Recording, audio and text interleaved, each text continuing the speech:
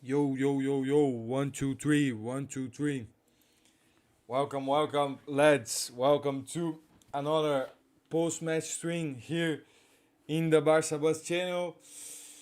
Unfortunately, the first one, uh, the first game, no, the first post game that we're gonna be analyzing um, with a defeat, no, and in the Champions League, no, in the Champions, which is of course an absolute nightmare, man. It's just I don't know what happens in the Champions with Barca, man, but it's just I don't know, man. We just see the Champions logo in in the shirt, no, here in the arm, and from then just tend to choke, and the worst happens. No, of course it's not. I don't know if it's that, man, but it's just incredible that it always on the Champions things goes with Barca goes worse than in any other competition, man. Because as we were talking until now, we were in a very good dynamic, a very good start of season in a whole, but today was just basically everything that could have gone wrong. It did, and I gotta be honest. I don't know what you guys think. You guys that are tuning in in the stream. Welcome all. Welcome all. Today you're gonna be only on YouTube. Unfortunately, because on Facebook for me wasn't on, and I couldn't put a stream. I'm not disappointed, to be honest. We had 10 men. I didn't expect a win for us after that. Had a lot of games to come back from this, and can still qualify. Doesn't mean if you no. I totally agree with you, Harry, man. I agree 100%, man. We're gonna be commenting everything that happened in the match and all that. The sent off, but yeah, man. When he starting from the 10th minute onward, you are with a player down is difficult, man. It's difficult. Even you can be so good, you can be technically amazing as the Barca players are, but if you are playing with 10 men, man, it's just difficult, man. And as you said, man, I gotta be honest, man. I was gonna be happy. I was being happy with the draw, man, considering that all of the circumstances of the match, man. But of course, it's not the end of the world, and there is, as you said, there is still 7 matches in this 7 matches in the to go in this champion. So if I were you, I wouldn't be like, how can I say, worried or panic or nothing like that, man. It's just is a rock in the middle of the path. Is a setback. No, I don't. I wouldn't call a setback, man, because as Uriel said, welcome, man. 0% flick fall. No, of course, man. The manager, there is sometimes of matches that the manager can do basically nothing, man, and that was the kind of match, man. If a player does and I don't want to signalize Eric Garcia, man, but unfortunately he was the one that made the foul the lean to the red card, man. But if a player does that, the manager can do anything, and the thing is that he didn't make any sub to try to correct that. But the thing is, what sub was he going to make? Because there wasn't any other play in the midfield that we could have put it. Because Bernal is injured, of course. Frankie De Jong is still injured. Fermin is still injured. So there wasn't anything that he could have done in terms of like changing the path. Maybe someone could say, "Wow, why did he change the team?" But what was he gonna change? You get me? So I mean, man, it's just as I said, it's a game that's simply everything that could have gone wrong went wrong since basically the first minute of the game, man. Otávio parece estar bem bravo com o Barcelona. Tu acha, mano? Vou falar em português aqui porque I'm gonna be speaking in Portuguese because my man here asked me, Pedro Milan, and is a friend. Não, mano. Assim, bravo não, mano. Tô, claro, pô, triste com a derrota, mano. E não sei, triste, pô, frustrado, mas bravo, pô. Um jogo que tu tá com 1 a menos desde os 10 minutos do jogo, não tem muito que tu possa fazer, mano. as circunstâncias foram as piores, tá ligado? Eu praticamente, com o empate, eu já tava mais que satisfeito, mano. Rafinha was also bad. I would I put it here, man, as we always do to analyze the players and evaluate the players and put the match ratings, man. But the thing is that, for me, basically, there isn't any player that you can save, man. Of course, Lamine scored a goal, and and the goal was simply, how can you say, a magic, a kind of magic from him. But the rest, man, the rest, the pair of center backs, to be honest, Kubarsi and Eagle, for me, uh, uh, when they had when they were still with gas and weren't tired, like the last 10 minutes of the game, I think they kind of did the job. And uh, especially Inigo was very good in the on tackles, very on point, was safe. And the penalty that the ref gave in the last minute was just BS totally. I knew that we were going to win after that. I'm rather surprised we're very little into the match. Yeah, that's something, man. That's something that, when I was watching the match, I was thinking, well, why so late, man? But as I was saying, it was difficult to change anything on this match, man. But I know, just to, I don't know, try to bring fresh players. Like, for example, these subs that he did, Ferran Torres, Sergio Dominguez, Gerard Martin, Pablo Torre, and also Ansu Fati could have come earlier, man. I don't know, 10 minutes earlier, something like that, just to try to see if it was going to change anything, man. But it's just, if I have to sum up, it's just a game that everything that could have went wrong did, basically. Juriel said to start Fati versus Villarreal. Basically, honestly, what I would do, man, we can talk about that line a bit, but yeah, man, I would do that, man. I honestly wouldn't put Eric Garcia since the start again, man. And I don't want to signalize that him, man. But you guys probably remember, man. On Sunday we talked, man, that because knowing that Dani Olmo wasn't gonna play, someone was going to have to come, and the options that Flick had was put Eric Garcia as the DM with Casado and then Pedro a little bit forward, or put Rafinha as a number 10, keep the midfield, and put Ferran Torres or Paul Victor as in the left.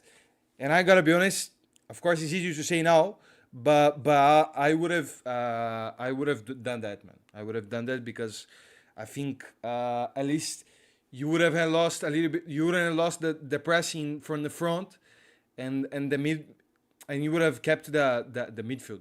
Of course, what Flick tried to I think what he tried to together with Eric Series to have the pivot, the positional pivot, and then to keep a little bit the dynamic of the attack, because of course Pedro as the number 10 isn't that much different than Dani Olmo, and then having Rafinha on the left with having width and the connection with Balde. But the thing is that with 10 minutes, Eric Garcia was gone, man.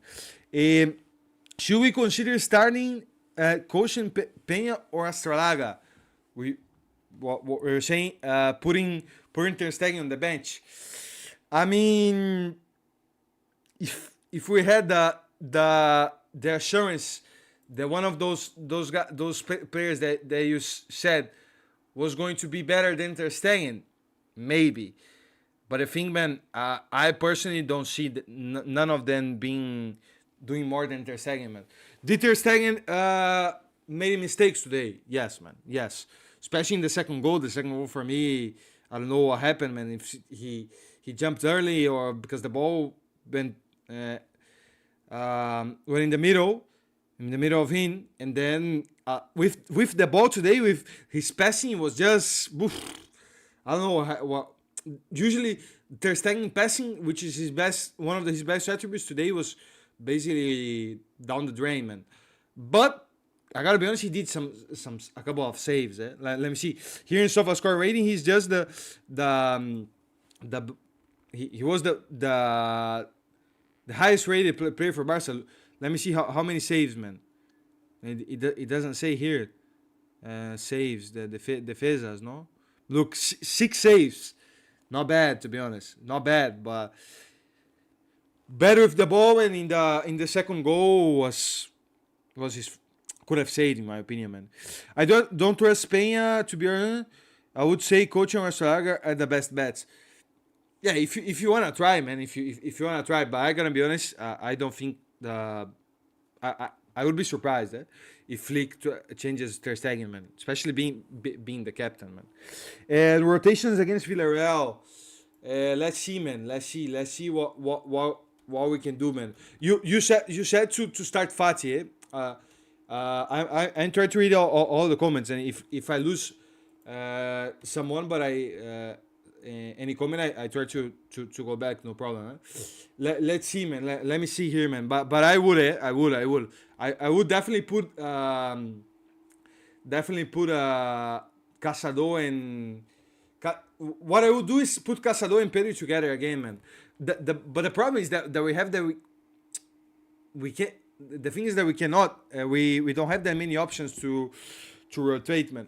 Just give me a moment, lads. That my mother sent me a message, and I want to see if it's important or not.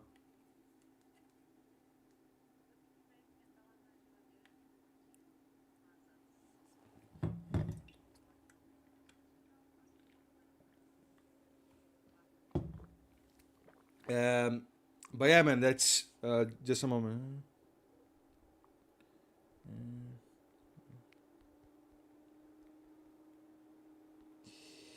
Let me see what else, man. No worries, but no, I'm back. Just that she was saying something about a food and something like that, but it's nothing. Everything fine. Ter Stegen had a big game today, without a doubt. But I think there's a lot of people being too emotional in their response, saying Ter Stegen out and stuff. Man, I gotta be honest with you lads, man. Twitter is still not on in Brazil after I don't know, almost a month. It looked like yesterday it was gonna come back. It came back for a moment, but now he's off again. And I gotta be honest, man. He's on those types of moments that I'm kind of glad that Twitter is not on, man, because because I don't need to see the crap that is on Twitter. Gotta be honest, man. But yeah, I am not surprised about that, man. There are a lot of Barca fans, man, and that surprised me. A lot of Barca fans that are very, I don't know, man, very hard on Ter Stegen, eh? Very, I don't know, a little opportunity that they have, that kind of bad game that he does, or a little goal that he concedes that he could have done better or something like that. They are just on him every single time, man. And I gotta be honest, for a player like Ter Stegen, that is the player that is the current Barca player that has been the most time in the squad, it kind of disappoints me, that, man, to see that the fan base goes so hard on him at any possibilities that they have, man. But it's the same, man. It's the same with basically every captain at Barca, man. It always happens like that, man. It always happens like that. It did happen with Busquets, with Jordi Alba, all those lads, Roberto. He's also always the captain, man. But for me, for now, he's still Barca's best keeper, man. And I doubt he'll be moved, man. Once again, it's because two mistakes and Monaco is counter-attacking. Yeah, no, man.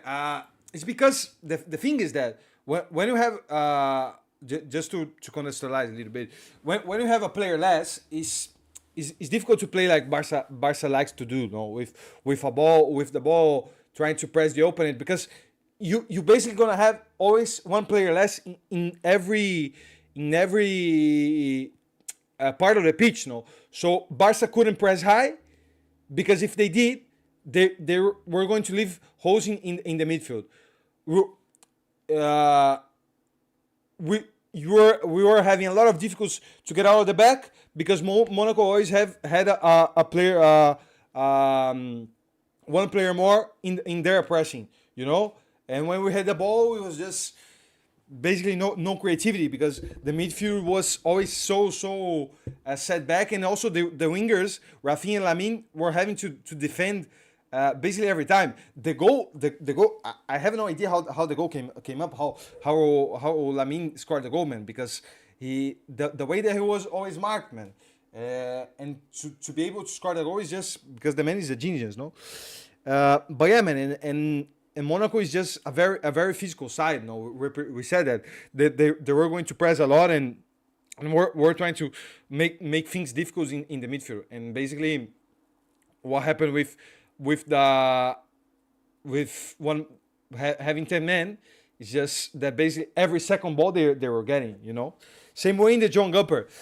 But the thing in the Gupper, the Barca, at least in the Gupper, sometimes of the match had a little bit more control. No, this game, I didn't have basically in any moment, and I had the feeling that Barca was gonna control anything. No, knowing the circumstances that we had in the game, and it was let me see the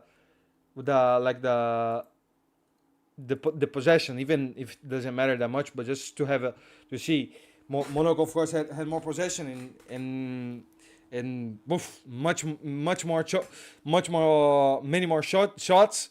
But Barca had the only shot on target that we had was a goal, was the goal basically.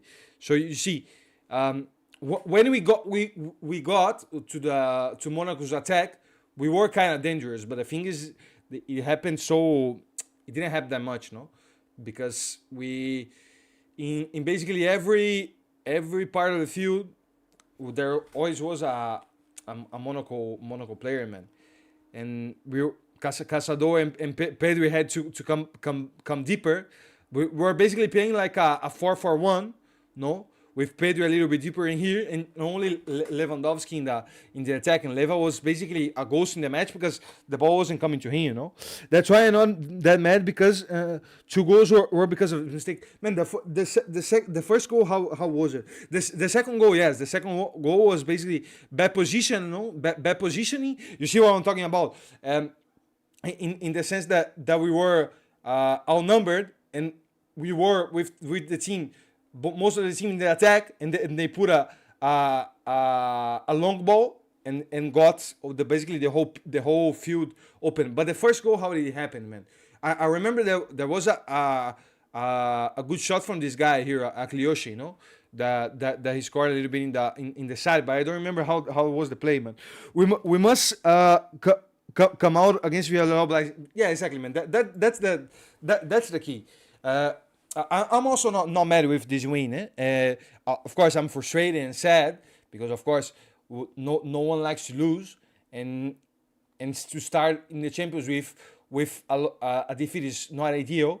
But knowing the circumstances, I think it's a match that you can kind of spare, but you need to, as you said, Jurel, we need to bounce back. We need to bounce back and immediately. So let me see, man. Harry had said I would start. I say we would start with Paul Victor against Villarreal. I couldn't agree more. 30 seconds in, so he will come back against Villarreal this weekend. Yeah, no. Let me put here, man. Would there be many changes, man? I gotta be honest, man. I wouldn't change that much the team, man, because I think what Flick has to do, man, when a match like that happens, is kind of continue to show the trust, in the teams. Unless is what Juriel said, man. Unless there are players that are tired and you need to rotate. But if not, I would try to keep the shape. But of course, the change that I would do is try to start a proper left winger, man.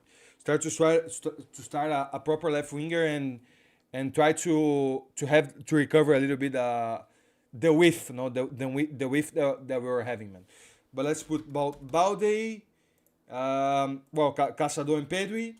It's just no. I don't know if you guys, you guys that are with Twitter, man. If you guys see anything about Casado, man, because I saw just the end of the match, he was kind of limping, but I don't know if happened anything, man. So I hope it is nothing, man. I hope it was just like an overload and something of the match and didn't happen anything, but because the worst thing that could happen after this game is just to have another injury, man, and especially in the midfield, man. Ah, man, I have something in my head, man. I have something in my head that might be an unpopular opinion, but I think I'm gonna be sparing. I'm gonna be sparing to myself, man. It's just a knock. Okay, okay, okay. That's better. That's better, man. Because if he was injured as well, would just be the just been nightmare in the world. I think we need to have a mostly unchanged 11. We want to see Pablo Torre play as well. He's not getting given many opportunities. Yes, man. Yes. Was of course with Dani Olmo and Pedro, all of that was being difficult for him, man. But now that Dani Olmo uh, isn't fit, Fermin is also isn't fit. I think he could be having more minutes, man. But what I personally would do, of course, if I was the manager, of course I'm not, and I can be wrong, of course, and it probably will be. I would put, man. I would try to I would put Rafinha back in number 10 because he was playing very well in there, man, in the first 3 matches of the season, and was until Dani Olmo came. Of course, when Dani Olmo came, he was going to be playing there because of all the creativity that he has. But I would put Rafinha because, of course, Rafinha, the pressing that Rafinha does, is just very important, man. And against Villarreal, Villarreal is an intense team and a team that is very good on the ball. Let me remember a little bit about the Villarreal team, man. What they have in the midfield. They are second, no fourth. But you see that they are one of the most performing teams until now in the league. So let me just see, man. Look, see, Parejo and Começanha isn't there anymore. Capuye, Edwin Capuye, the Frenchman. I like that guy, man. But yeah, Parejo and Começanha. Parejo, of course, is a more technical player, and Começanha a little bit more defensively. But having Rafinha there, man, you have another player that will give you the intensity. And then, I personally, if he is fit, I would play Fati, man. Of course, could be Fati, could be Ferman, and could be Paul Victor, man. Could be any of the three, man. But Baena, of course, Baena. What didn't he play in the last? Here because he play a little bit. He plays a little bit in the a little bit from the left, no?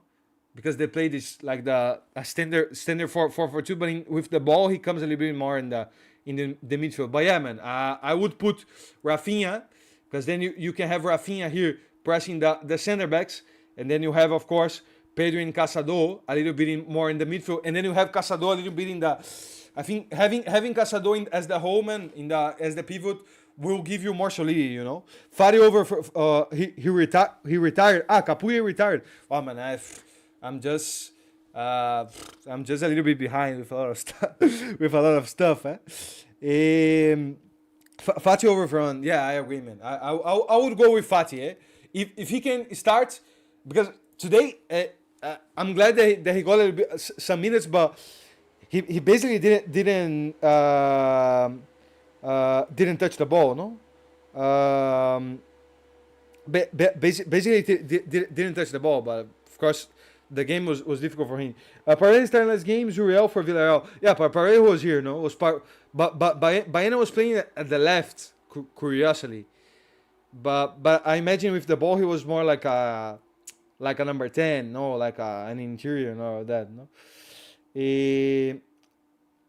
Probably what else do they have? They have Acomac also in the bench now. Acomac, that is an ex Barca player. No, they have a good team. Villarreal is a very good team, and Marcelino is a coach that always.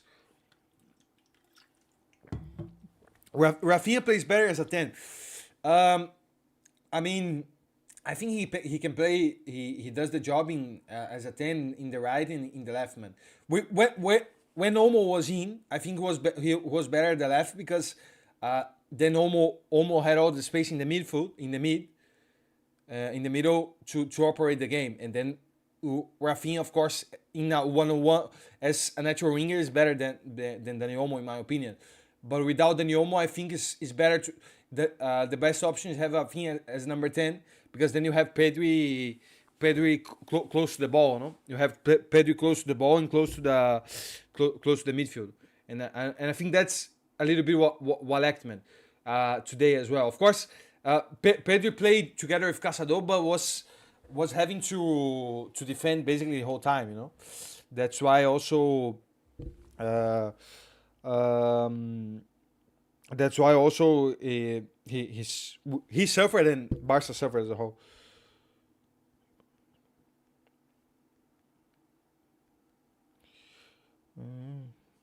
So only answering message here.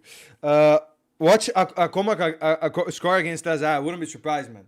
I wouldn't be surprised knowing how a lot the players, the ex Barca players, when they play against Barca, they tend to they tend to transform themselves, man. God knows why, Cardona will be a dangerous left for us, by the way. He played well for Las Palmas last season. Yeah, he was linked with Barca, no?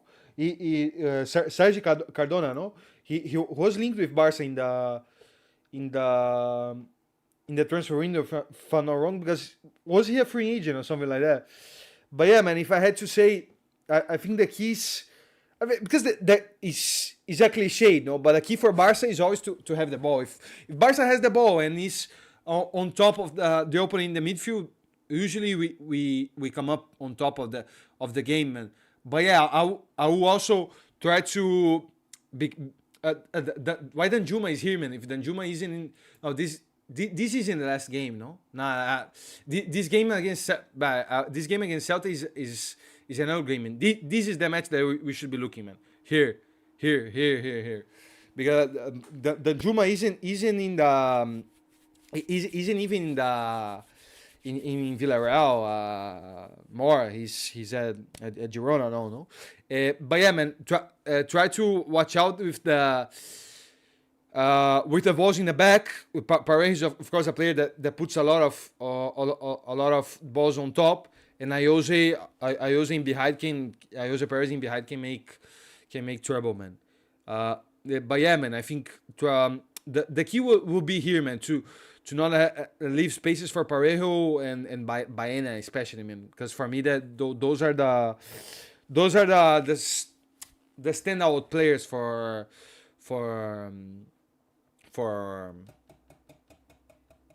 Villarreal, man. And also I'm curious to see how Fati is gonna be in, man. If Fati is well, if Fati is on a good shape, I think Barca would have I would be confident, and I think there is a lot of reasons to believe that we can bounce back and win that game. But because also he's gonna be here, he's gonna be here pressing in the side. So yeah, for Getafe have rotations. Yeah, exactly, man. That's the thing, man. The game against Villarreal. Let's just put the calendar for Barca. Villarreal, I would try to go full strength, and then and then try to recover it, and then Getafe and also Young Boys when it's coming out. I would then I would to rotate, man. Here, Getafe, Osasuna, and Young Boys. Here you can rotate, man.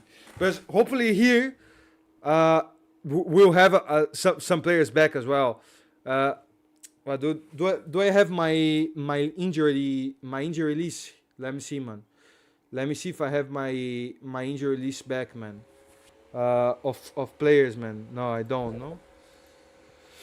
It doesn't seem like a.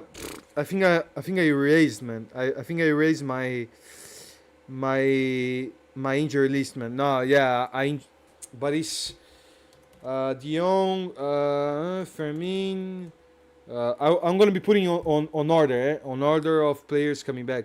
Fermin, Omo, and then of course Araujo, Christensen, Gavi, and then Bernal. No? But then the thing is that hopefully here against Sevilla, no, in basically a month, we can have at least those three players here in Beckman, and just recovering the young Fermin and Lomo. I think like that we will having those players back will give Barca um, will make us recover a little bit of the squad depth and the things that as we said in the bench today, there wasn't that many players that could have impact the game. This is going to be Flick's biggest test to see whether the team can bounce back after a loss, which will probably hit the team mentally. Yeah, exactly, man. As we said, man, this game against Villarreal will be crucial, man. Will be crucial because knowing how um, Champions League defeats has affected the teams a lot of seasons, the last seasons, that would be like a turning point, if we can bounce back of this game. I mean, does losing points in this game is gonna be the end of the world? No, no. But I think it's important and crucial to win and try to make a good game, especially what you're saying, that the mental side, because it's still early in the season. If you see, we still have 4 points in difference against all of the teams. The thing is that if we beat Villarreal, we open 7 points from them, man. So that will be already a very important bounce. And the thing is that Madrid, I was seeing the other day, man. Madrid, what is that, man? Real play against Espanyol at home and then Alaves at home, man. And Barca has to play against Villarreal away, man. It's just absolutely incredible. And play the Champions League season at home as well. And I don't know, man. I would like to know who does those um, those La Liga's La Liga's how do you say that, man? Those La Liga's calorie days, man. Because I don't know, man. It just always seems that Madrid has the easier squad, the easier match list, no? Always, man. Every team.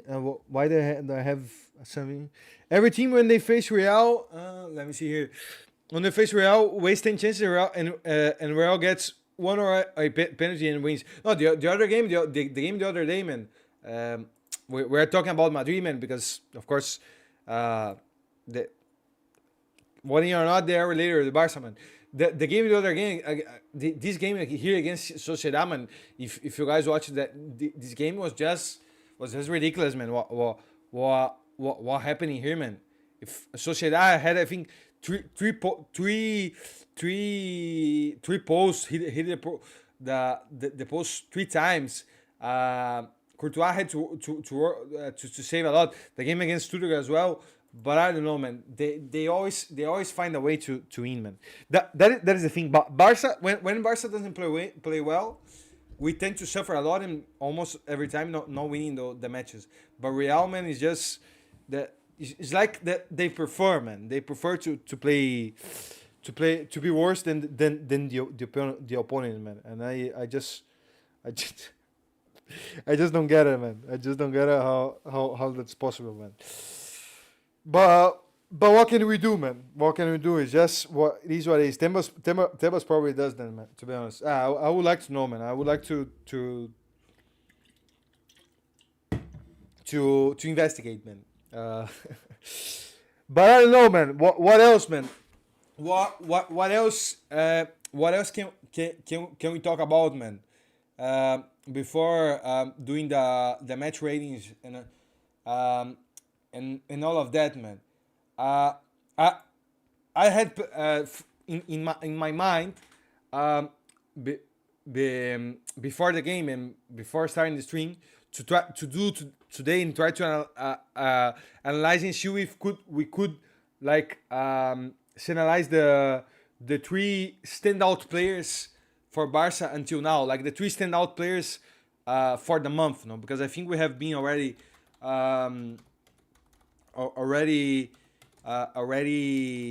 like a month in the season. But the thing is that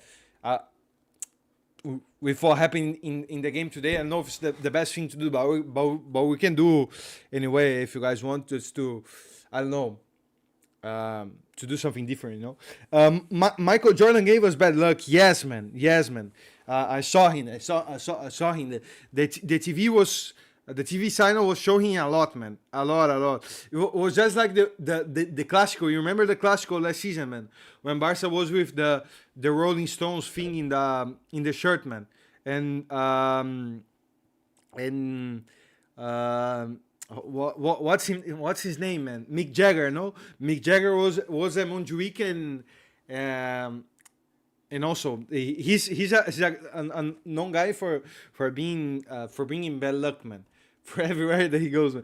Three stout players of this month: Rafinha, Bernal, Inigo, close between Inigo and Kubarsi. Yeah, I think we can all agree. We can all agree that Rafinha is definitely the could be between Rafinha and Lamine. Which one of the two you guys think was the best, man? I think Rafinha he's been a little bit more consistent, man. I think, but Lamine has been superb as well. And for example, today Lamine was probably the best offensively speaking, the best Barca player.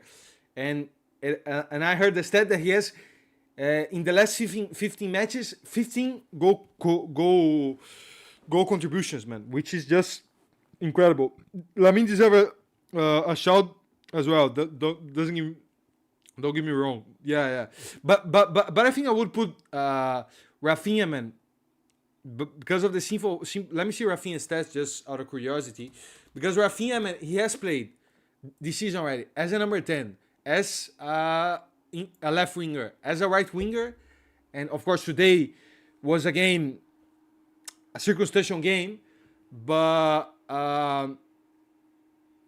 has performed incredible in basically every match you see. La Liga, 5 matches, 3 goals, 5 assists, and Lamine, I think, is 3 goals and 4 assists. So, well, 7 goal contribution. They're basically this, not this, basically the same.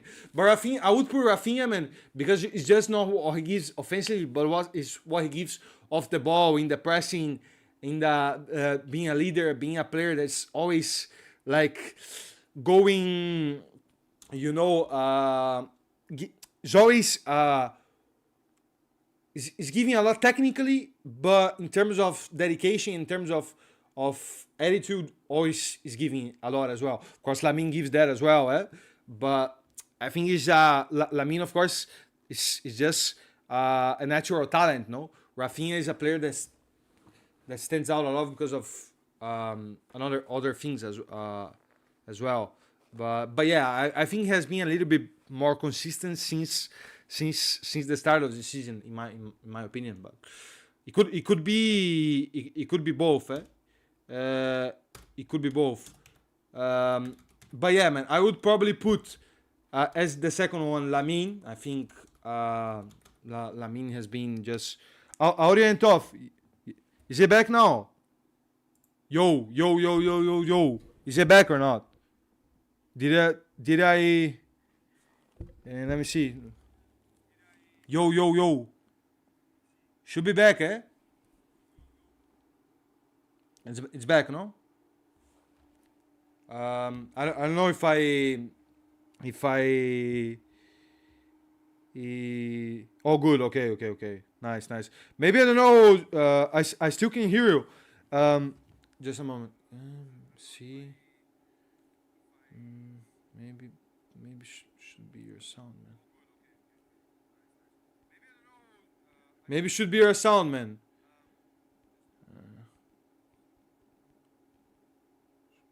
Supposed to be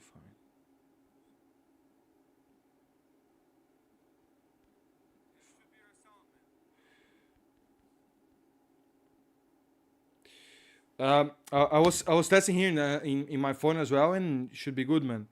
Yeah. No. I think it's maybe he, I don't know, took out the sound or something like that, man. But yeah, as you can, you see now here in the I'm back. Okay. Nice, man. Nice. No, because here in the OBS, the frequency of the sound is moving. If if it wasn't the sound wasn't working, probably would be like you wouldn't be moving that, you know. But yeah, man, where were we? No, good, nice, man. Good to hear. Good to hear.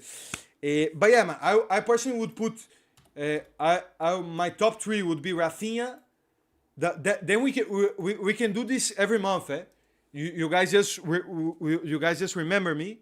Every I don't know, yeah, like every last week of the month we do that, and then by the end of the season we try to see, you know, who was the player that was like who was the best player of Barca, looking every month and looking like a consistent sequence of performances, you know. As at the end of the season, we can see like some, of course, we can do like player of the season, player revelation player, disappointing player, all of those good stuff, no. But yeah, Lamine has better stats than Rafinha. By having, I would put Rafinha a little bit in the edge because of the whole performances, the whole things that he has bringing in the table. Because Rafinha has been probably the most improved player, man. I would say, if we compared, if we compare last season to now, no. I think you guys can agree with me, no. Even if Rafinha ended the season well with Xavi last season, you guys remember the games against PSG and all of that, and he was doing well, man.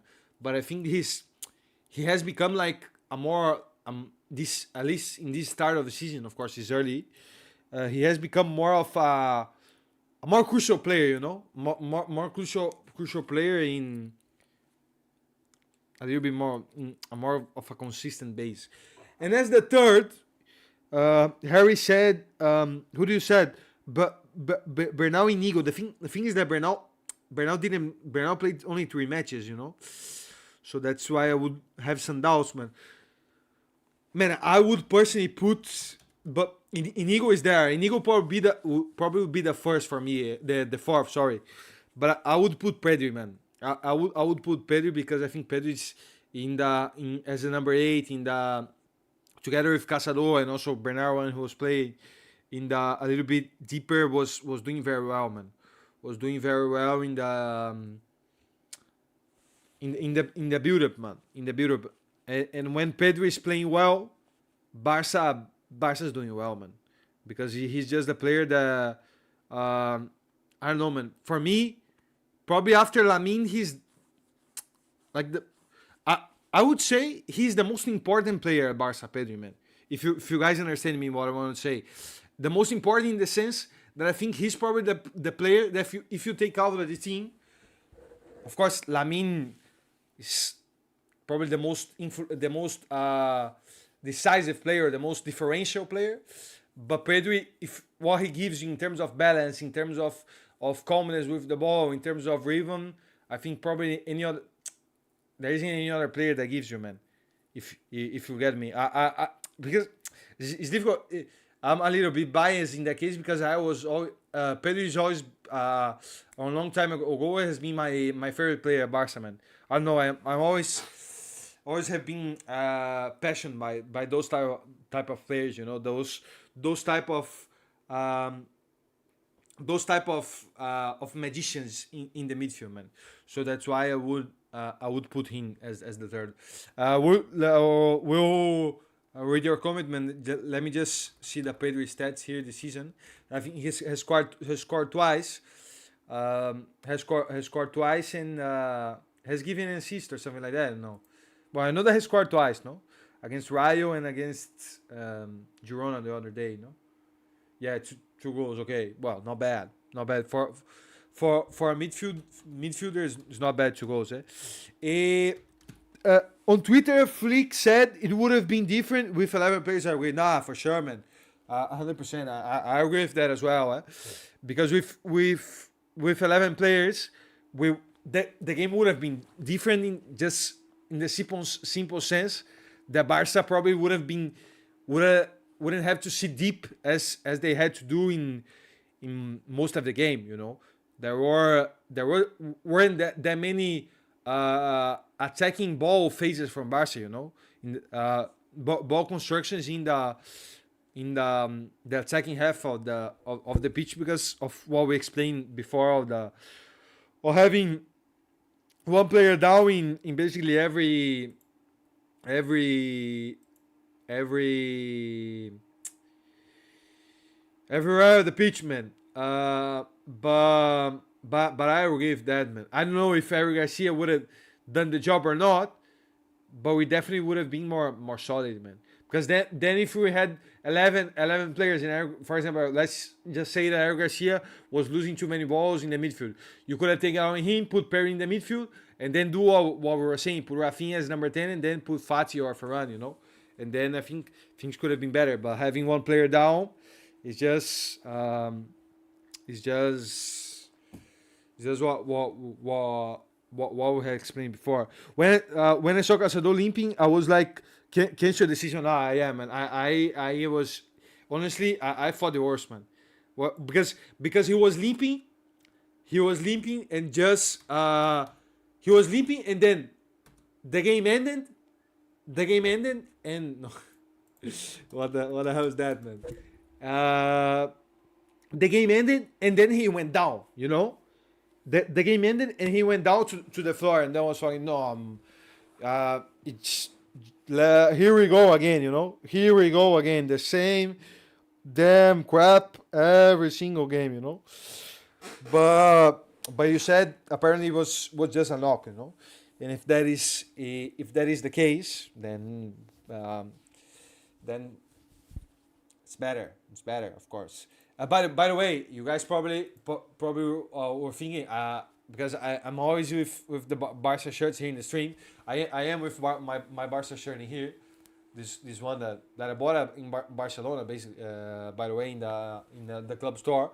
It's just because it was a little bit cold today, man. It just was a little bit cold, and that's why I have the cloth, man. But just as a curiosity for you guys, man. Cancel the season at this rate. Give us La Liga and give no one the UCL. Exactly, man. I think that we all signed that. That is a good question that you put out, man. Of course, I don't like to put, especially this season. No, before the season started, there wasn't that many expectations with the transfer window as well. But I'm gonna be. I have a question for you guys that I think I have never made before here. What you guys would consider like a good season, man, for Barca, man, this season? Let me. As meanwhile, you guys answered. I wanna see if I find. I have a tier list that I have done, man. In another stream, that we can analyze that. It's in Portuguese, but I can translate it, no problem. And to see if you guys can win La Liga, semi-final UCL. That is what you expect, Zuriel. Semi-finals UCL is difficult, man. You winning La Liga, I think we all can agree that would be fantastic, and we all would be happy, But yeah, man, I did the other day in another stream, like the club tier list for the season, tier list, but a little bit of predictions, Like, for example, favorites to everything. I put it Madrid and City, like the teams that are favorites to win basically everything that they will be playing. But I did that before the end of the season, before the start of the season. And then here is probably is going to be winning a trophy. I put PSG because probably going to be winning something in France. Leverkusen, Inter Milan probably going to be winning something in Italy. PSV, Sporting, Liverpool, and Arsenal. You guys probably think you are crazy, man, to have put PSV in front of Barca. But I put it because in the sense that here's probably going to be winning a trophy. And I expect, for example, PSV or Sporting to be winning a trophy on Netherlands and Portugal. because I didn't want it to set that many expectations for Barca. If you guys get me, that is a little bit of the reasoning. That's why I put it as revelation. What is revelation? When you don't necessarily expect the team to do that well, but then they go and surprise and do a very good season, and that can be winning a trophy. That can be, I don't know, getting far in the Champions. That can be just, I don't know, the sensations of the play of the games in the way Barca playing is just very good and better than what we saw last season. That's why I put it Atletico Madrid, Barca, Aston Villa, Juve, and Chelsea, because I think Barca is going to be doing in the let's exclude a little bit the titles, but I think we are going to be doing a season that is going to be a good season, you know, a season that we're going to be competing, we're going to be doing well, we're going to be strong, we're going to be, we won't have the feeling, even, for example, we get knocked out in, I don't know, quarter, semi-final of the Champions, or don't win in La Liga, which is a negative prediction, negative scenario, but we are going to be competing, you know. We are going to be close to Madrid. We are going to be close to, I don't know, all of those teams that are here, you know. But yeah, man, especially seeing the start of the season, because the start of the season, apart from today, is very good, you know. It's very positive. So I have the feeling, man. I don't know, maybe a Copa del Rey, a Super Cup, something like that. I think you should bang on, man. A good season would be probably challenge for the league and at least winning. Do well in the cup, quarterfinal, UCL, depending on the opponents. Yeah, I would say try to win and the both cups. I think that's something that we can definitely let me put in here. Expectations. We can definitely we can definitely hope for both cups, Super Cup and no Copa del Rey and Super Cup. I think is both of them are winnable. Even if the Copa del Rey sometimes is tough because you get knockout games against tough opponents, and probably going to be getting Athletic Bilbao and all that. And in the Super Cup, by the way, we're going to be playing against Athletic, no, at the same final, and then after that, probably going to be Madrid, no. But would be nice, man. Would be nice to winning those trophies. La Liga, I'm going to be competing until the end, which means being there until the end, as you said, you know. It does that mean winning? I don't know. I don't know if that means winning. Maybe winning. Let's put it. And then champions. I don't know, man. The Champions, I don't want to set any specific expectations because I don't want to like bring bad luck, if you understand me. I agree. If Bradley, let me put the tier list again. Bradley, everything that in terms of the tier list, I think that Dortmund will have a good season with Sahin, even though I'm missing Thursday as the coach. Yeah, man, I know. That's why I've put it in Nifunifa for you guys. That is like a season that is not bad, but isn't good either. It's like a normal season. What would be a normal season for Dortmund? Ending between the top four of Bundesliga, I don't know, getting knocked out in the round of 16 of the Champions, something like that. Normal season. And for Bayern would be, I don't know, winning. I don't know, being second in Bundesliga and not doing much, you know. And I put it, for example, Girona. I put it Girona here because Girona did a very good season last season, and that's why I put it here. Put it then in this tier list.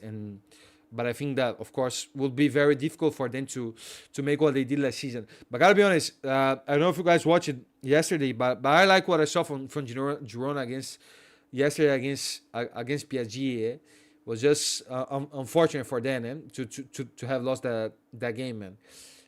Because as a whole, they competed very well and didn't give me the feeling that were that inferior against PSG. But a mistake from Gazzaniga at the end of the day costed them the match, basically. but of course it's a little bit this tier list is a little bit like it's a virtual uh, a virtual tier list. Of course, we can be wrong in a lot of things. Girona are good against PSG. Just an error to let Mendy score. Yeah, man, exactly. Any individual mistake, man, which uh, which can happen, can happen, and it's just so cruel, man, because Gazaniga was playing well in the game, man. He had saved them a lot. But let's see as we are talking a little bit about other things, man. But we are going to be doing the match the match ratings, and don't think that I have forgotten because I haven't. I'm just as we are. I like. I don't know if you guys like it, but I like to do like those more extended chats to try and. I don't know. Of course, our focus here, of course, is always going to be Barca, but talk about I don't know football as a whole because I personally, um, apart from being a Barca fan, I'm also a very good football fan. So I personally like to do it. So everyone was hate watching PSG. The PSG, man, I don't know. It's a little bit with a little bit like Barca, but in the Champions. But the difference is that Barca has already won the Champions. Barca is already a consolidated club. Even if in the Champions, recently we haven't done very well. But I don't know, man. They just tend to suffer a lot as well. And and Dembele, man. Dembele is still, I think he still has the Barca course with him. The man had a chance that basically had the free the whole field, man. The whole field for him, and was one of the keeper, and managed to lose to miss the chance, man. Incredibly so. That's every time I see Dembele doing like losing those type of goals, man. I just remember every single time of the Liverpool's matches, man.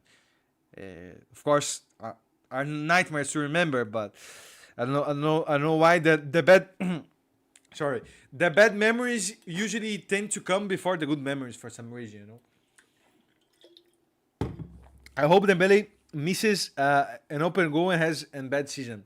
Let me see Dembele Dembele Dembele stats, man. Just out of curiosity, man. Nah, and just incredible, no. The last season he basically had a normal season as he always had, and then coming in and plays. Scored 3 goals already. Wow, that's more than that I thought, eh? Look, he scored already this in 4 games this season in the Ligue 1. Of course, Ligue 1 we couldn't care less about Ligue 1, eh? But it's already the same as he did last season, which is incredible to see.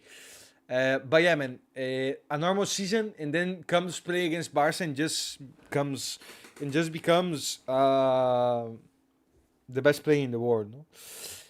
But yeah, man, let's see what we have had for interesting results, man. Juve won against PSV. Decent game against Juve. I like what I saw from them, and with Thiago Motta becoming a more of a proactive team with the ball, playing better than what they were doing with Allegri.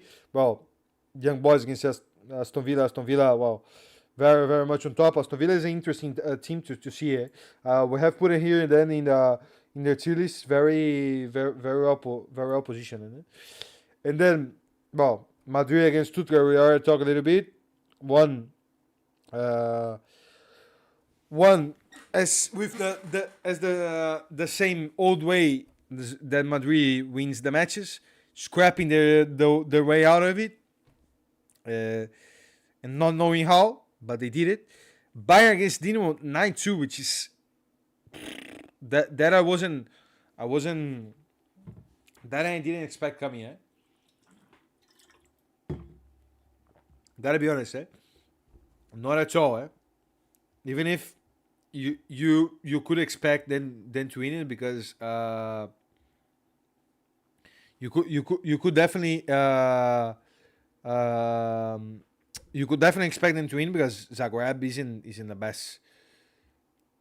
best team in the world. But interesting to see because Barca is going to be playing against them in in a month time, more or less. Sporting against Liverpool against Milan. Interesting. Liverpool doing well this season with Arne Slot. One against Milan, 3-1 away from home, which is a very very big result considering that they started losing the match. PSG against Girona, we already talked about today. Oh, Arsenal and Atalanta drew 0-0.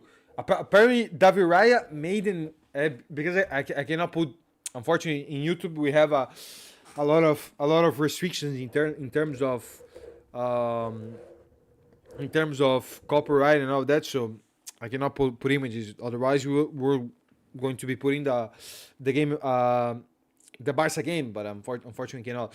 But the guys in the broadcast from the Barca game said that Raya made like an incredible save, in the game. I would have liked to see that. I'm probably gonna be seeing after that. Atletico won Leipzig at the end.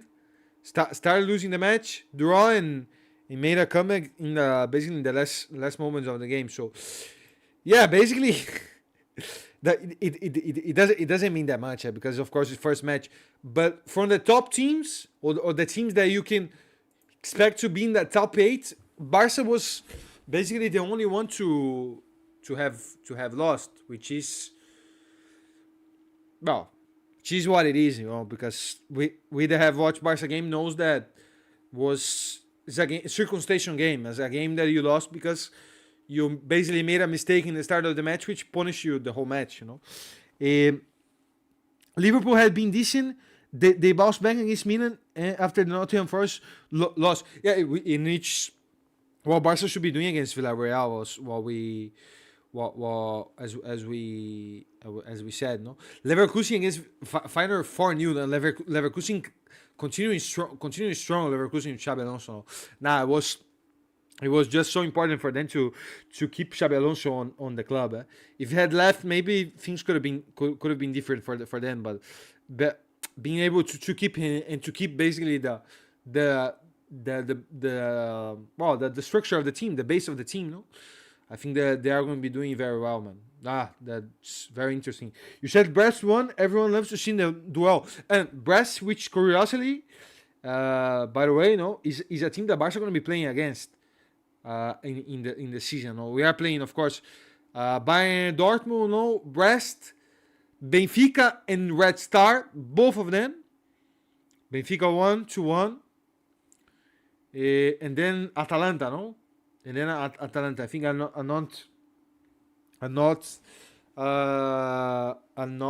not missing one. Is those, no? Bayern, because Mono we already played, no. Bayern, no. Borussia, Benfica, Atalanta, Young Boys. I was missing, no. Young Boys, and then Brest and Red Stars, no. No, not in that order, but those teams. No. Versus is great for Leverkusen, proving why we won't think if we had our finances in check. Exactly, man. Nah, Verts is a very, very, very, very special talent. Let's see, man. Because now with all the players that we have in that position, it's difficult to see him fitting, man. But he's an incredible talent, nonetheless. And so,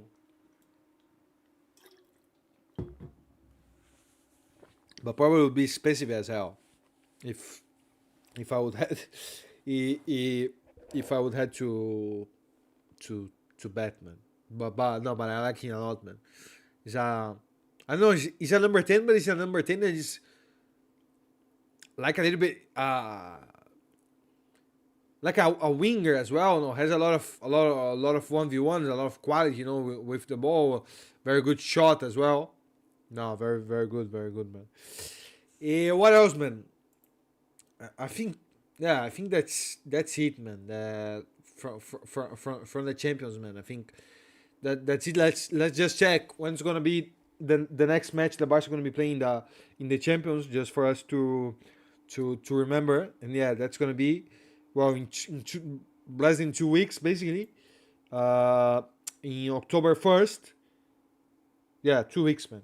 2 weeks. A little bit, a little bit less than that. Against Young Boys, which of course, did Young Boys lost their game or what? Yeah, against Borussia, no? Yeah, no, against Aston Villa. Okay, okay. Now Borussia was against Club Brugge. No? Yeah, a game that of course we'll have to win, man. We'll have to win for sure. That's usually I think we will beat young boys.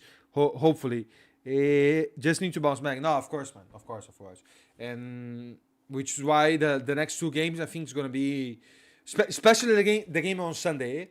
The game we talk a little bit about it. The game on Sunday is, I think.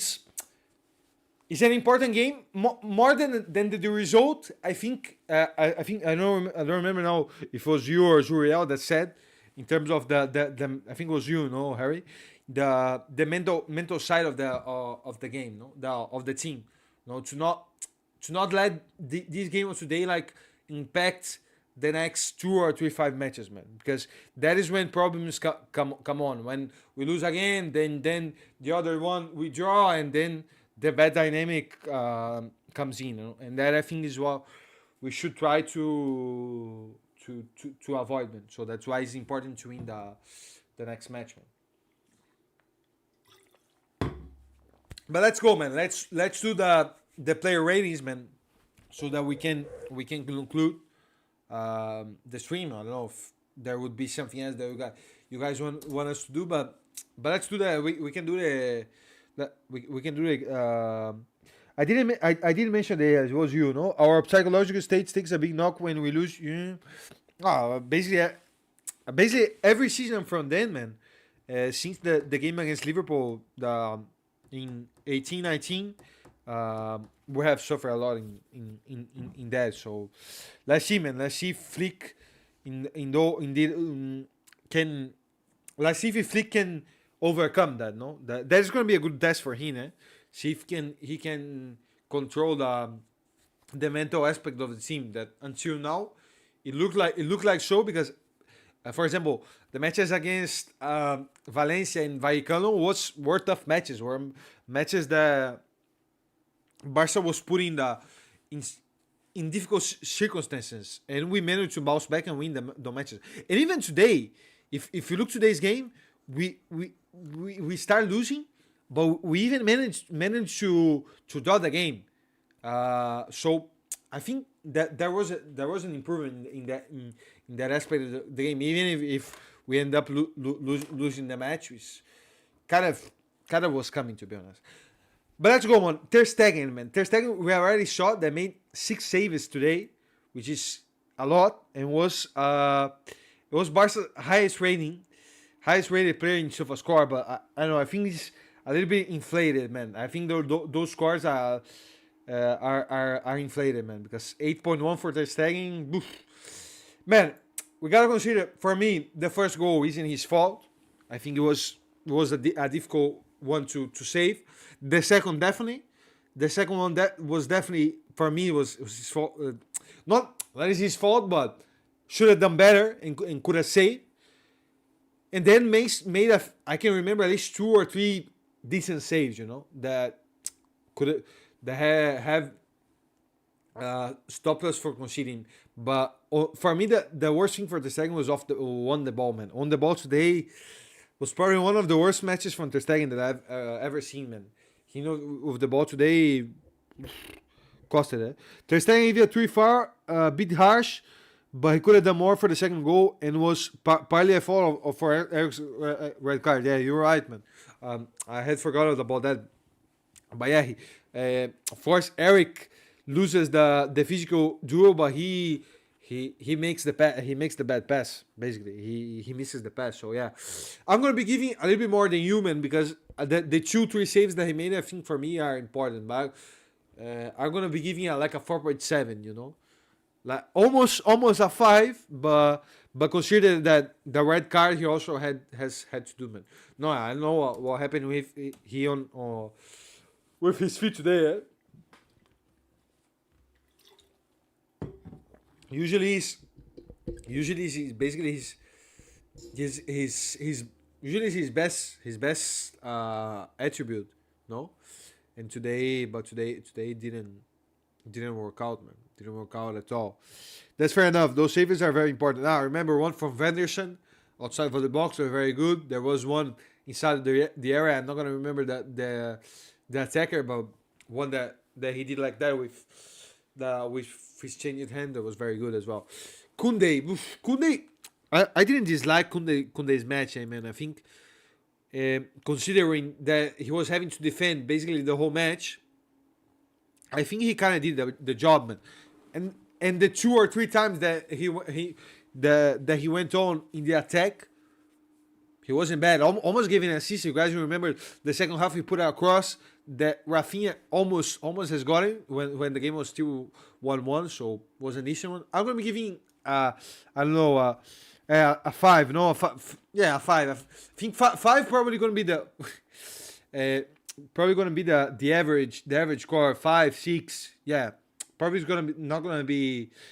There are very few players that are gonna be getting more than that. Well, probably okay. Kubarsi and Inigo. For me, those two players. Let me see the stats. For me, probably together with Lamine, because of the end of the day, Lamine scored the goal. Probably the most standout players. Both of them for me were very solid, and as I said, as Barca was defending a lot, I think they defended very well, especially Inigo, in my opinion, man, was very solid. I would give Kubarsi and 6, and Inigo a 6.5, man. And the penalty wasn't a penalty, of course. 5.5, 6 for them. To be kind, 6.5 is something. Yeah. Probably 6.5 is gonna be the highest score. I don't know. Maybe. Let's see. Let's wait and to see what you give for Lamine, man. But yeah, I will put Inigo 6.5 because I remember like some last ditch tackles that he did. Aerial duels. He won a lot. Let me see the aerial duels from. Look, see, five cuts, which is decent. Aerial duels 1 out of 2. Ground duels 2 out of 4.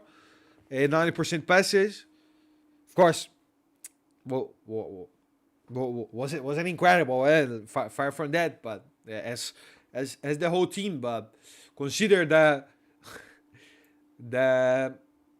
wasn't a good performance for anyone basically. I think 6.5 is a good score because he did well. Balde, man, trying to remember, man. Got a little bit in the attack once or twice. Same as Kunde, to be honest, man. Defensively did what he could in attack when had the chance. Inigo on his redemption season so far really proving himself. For sure, man. For sure. It's been one of the standout players. As we were talking before, probably if we had to put him in this list, it probably would be the 4th. Yeah, man. So far, cannot remember any bad match for him, man. I think he's been one of the most consistent players in the season, man. And I honestly hope Barca can renew his contract, because if I'm not wrong, his contract ends in the end of the season. I think probably gonna be trying to renew for one more season. Because I think he's a player that he's a good player to have in the squad. Even if I think when Araujo comes back, probably Araujo's gonna be the starter. But Balde a 5, man. Balde a 5. No. Average for him. And then at the end of the match, was playing as a left wing.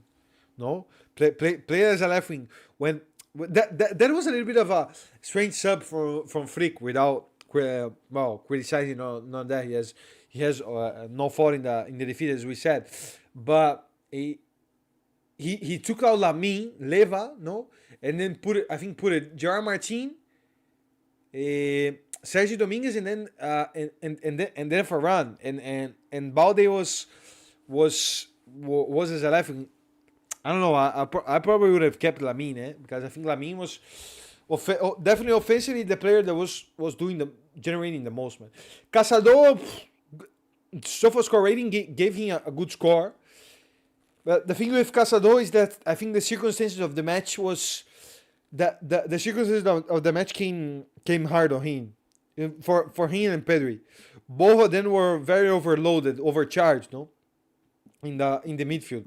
If you get me, in the sense that we're having to defend basically the whole time. On the ball, Casado for me was good, and was safe, and was distributing the ball very well, fast, and was turning passes and all that. Same as Pedri as well, but was having to defend a lot, man, and under pressure suffered. Fight, I think it's okay for both of them. Yeah, I agree, man. I agree. I think both of them had a quite similar performance in the sense that the circumstances of the match didn't allow them to shine, because our two players that shine the most when Barca is on top, no, and Barca is on top and is dominating the match basically. So, which was why I think that the game was cruel with them, and but 5.5 is good. Rafinha, man. Well, Rafinha today probably his least standout match or out of all, no, out of all he has done it. Even if he had in the first half, man. Blah. In the first half he had one that was going basically right after the sent off. He had one that he was going to be 1v1 with the keeper, but was low, man. The thing with Rafinha today that was low in decision making in the final third. In the second half as well, the was another chance that could have been a decent chance, but he then tripled in the ball, and wasn't the best match for him, man. Even if Rafinha, he has credits. No, he has credits for what he's been doing this season. I give 4. He didn't do much. Ahead per shots for the majority of the game. I agree. I would. But do you think he was the worst in the pitch? To be that he deserves less than Ter Stegen. That is my that is my doubt, man. To be honest, scared. Didn't do much, man. I'm gonna be giving the same, man. I'm gonna be giving a 4.7 because I think he was there with Ter Stegen. I think probably they are the two least standout players, or the players that have like underperformed.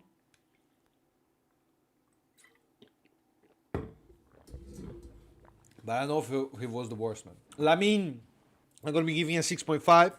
Same as Inigo, because offensively, 4.7 is good rating. I think as a standard, no, as a standard with Ter Stegen. And Lamine, I would personally be giving a 6.5 or maybe a 6.7, in the sense that I scored the goal, no, 6.57. Let me just give a look at some stats for him, man.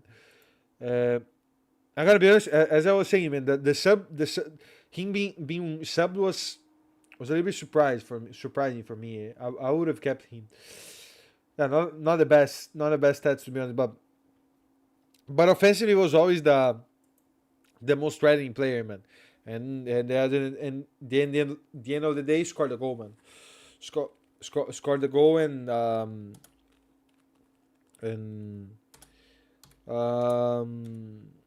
Lewandowski scored the goal, and put it Barca back to the match. Leva ghosted the entire match, man. Not necessarily his fault, but almost would. But can't give you no score because he has played all the match, man. But yeah, man, the same. But probably a little bit less, eh? I would probably even give a little bit less because 4.75 didn't get any serve. Yeah, that's exactly the point. Now I'll be generous and generous and let him the same in the same line as the other two. Just basically as you said, didn't get any service and was conditioned. No, was conditioned. Was conditioned because of what happened in the match. And I didn't put in here, but we can also give a sure all good with me. No, I think it's decent. No, uh, we we can give a score to Flick. But what score do we give to Flick, man? Because in terms of the lineup, of course, it's easy to say now, but definitely starting Eric Garcia as the pivot. I didn't really put Eric Garcia in the the match ratings because played 10 minutes. Flick definitely didn't work out starting Eric Garcia.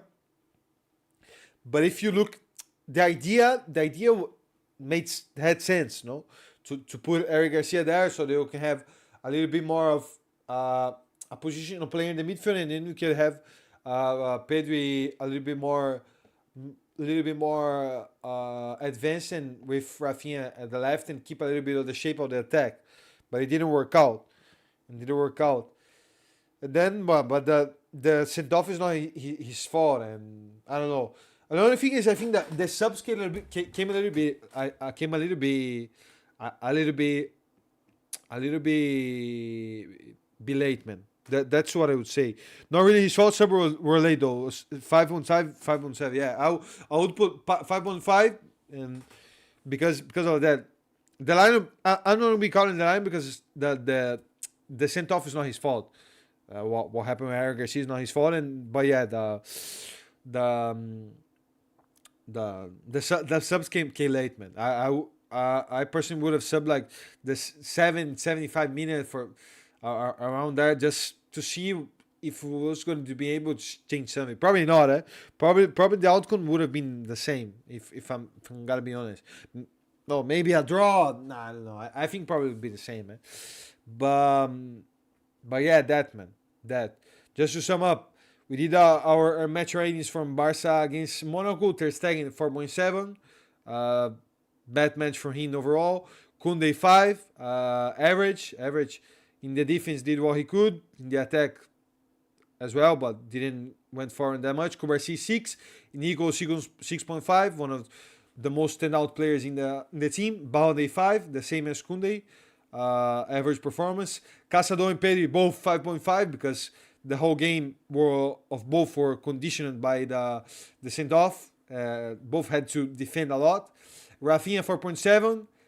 Technically very bad. Lost many balls and wasn't given that much to the team. Lamine 6.7. The most standout player because was the player that was doing the most in the attack. Lewandowski 4.7. Basically no service and ghosted all the match. And Flick 5.5. Wasn't really his fault. What happened in the match, but the subs came late in my opinion and Chet's opinion, of course. 65 to 75 minutes probably would have been the best time for subs in his side. Yeah, man. In the probably in the like in the half of the second half, no? In the half of the second half, so that you could have just basically to have fresh legs, but I would say,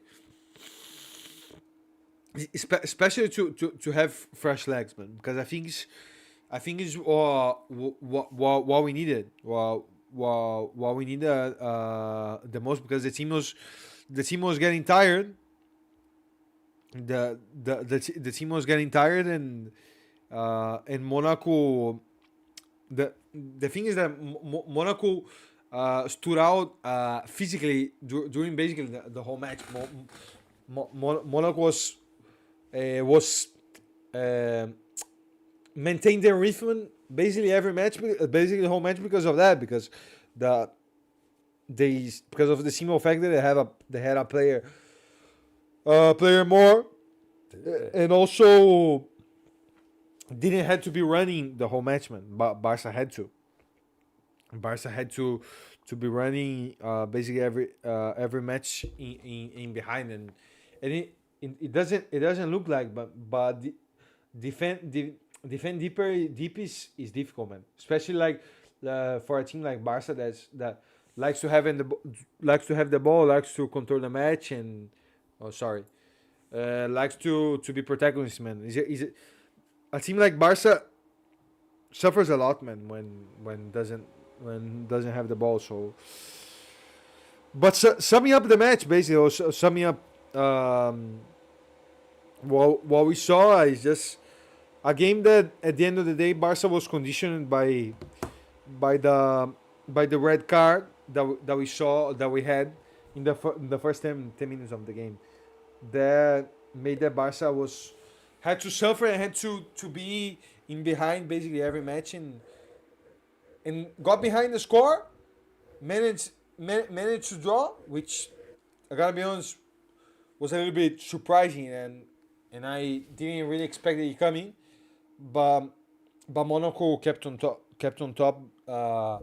the the whole match, and even if pains me to say, I think is considering circumstances of the match is a well deserving win for them. Well, that could have been worse. At least circumstances made us lose and went downhill. Let's bounce back in this very well this weekend. Yeah, that's it, man. That's it. And I appreciate the positivity for you guys, man. Even if the with the loss, I appreciate that we managed to have this to understand that at the end of the day is a game that the circumstances, as you said, were the point. Barca didn't lose because well, played bad, but played bad because was made to play bad. Even if that makes sense, it isn't like a match that Monaco dominated Barca with 11v11 and was far superior. No, at the end of the day, you everyone that knows a little bit of football knows that playing with 10 men is probably one of the hardest things that you can do in football. Even if you are the best team in the world, you can be the best team in the world, the team with the most quality, but it's tough, man. It's tough because physically it basically drowns you, man. But the most positive thing is that we have another opportunity on Sunday to bounce back, man. As you guys are seeing, um, and as and as Harry said, this Villarreal game is going to be important to bounce back and to give an answer and to try to kill any ghost that can come because of the match of today. But yeah, man. Anything else? Anything else? I see that there's been people tuning in now. But yeah, we have been already 1 hour and a half, and I personally wanna have my dinner, man, or eat something because I'm almost starving, man. Exactly, Otavio. Playing 10 minutes isn't easy. No, it's tough as hell, man. It's just. But another match in the Champions that Barca has had to play with 10 men, which is just outrageous, that can happen, man. But anything else that you guys would like to ask me or to I don't know to say? If not, I think that's gonna be it, man. I think that's gonna be it for today, and then Sunday. Why do I always click in the wrong scene, man? In the wrong scene and screw up things, man.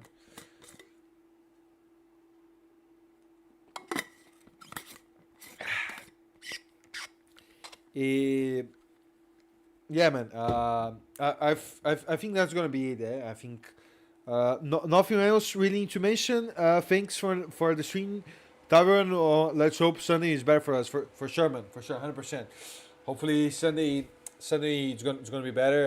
And I have the feeling that will be, and we'll come back here with a win and with a positive vibe as we like, man. But yeah, man, thank you for you, man. Thank you for you, Harry, for tuning the stream, and hope you have enjoyed.